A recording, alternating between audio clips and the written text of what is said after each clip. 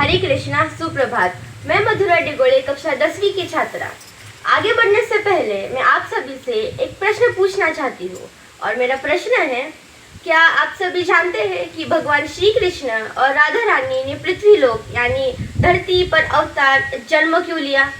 अब अधिकतर लोग ये कहेंगे कि उन्होंने हमें प्रेम का महत्व समझाने के लिए धरती पर जन्म लिया।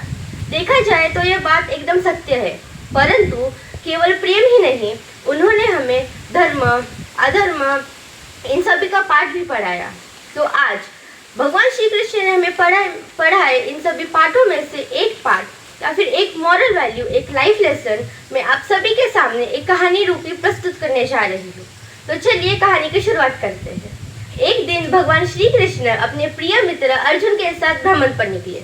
चलते चलते अर्जुन के मन में यह ख्याल आया कि इस संसार में उनसे बड़ा श्री कृष्ण का भक्त कोई नहीं, और अनजाने में उसके अंदर अहंकार छा गया। भगवान श्री कृष्ण ये बात जानते थे। उन्होंने अर्जुन से कुछ भी नहीं कहा और उसे एक साधारण झोपड़ी में ले गए।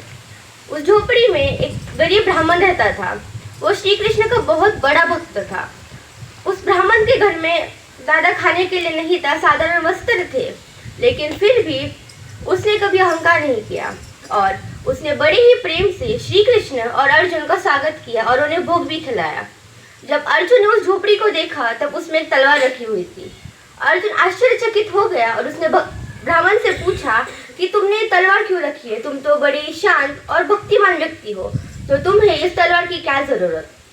तो वो ब्राह्मण मुस्कुराया और कहा, मैं इस तलवार को 4 लोगों को दंड देने के लिए रखा है। तो अर्जुन फिर से चौंक गया और उसने पूछा, कौन है वो 4 लोग?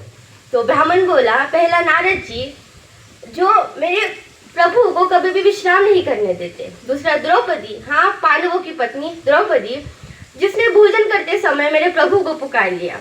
तीसरा प्रहलाद, जिसने मेरे प्रभु को खाम के रूप में प्रकट होने के लिए बाध्य किया। और चौथा अर्जुन, क्योंकि उसने मेरे प्रभु को अपना सारथी बना दिया। ब्राह्मण की ये बात सुन के अर्जुन का सिर शर्म से झुक गया और वो जान गया कि सच्चा भक्त वो नहीं होता जो ये सोचे कि वही सच्चा बड़ा भक्त है। श्री कृष्ण मुस्कुराए और बोला, हे पार्थ, जहाँ अहंकार समाप्त होता है वहीं से सच्ची भक्ति और महानता की शुरुआत होती है। ये कहानी हमें ये सिखाती है कि धर्म, सफलता, धन या पद कभी भी अहंकार का कारण नहीं बनना चाहिए। जो इंसान जितना महान होता है वह उतना ही विनम्र होता है। देखिए, फल से लदा हुआ वृक्ष हमेशा झुका रहता है और वही खाली वृक्ष सदैव खड़ा रहता है। इसी प्रकार ज्ञान और संस्कार मनुष्य को झुकना सिखाती है और वही अहंकार सिर्फ गिरना।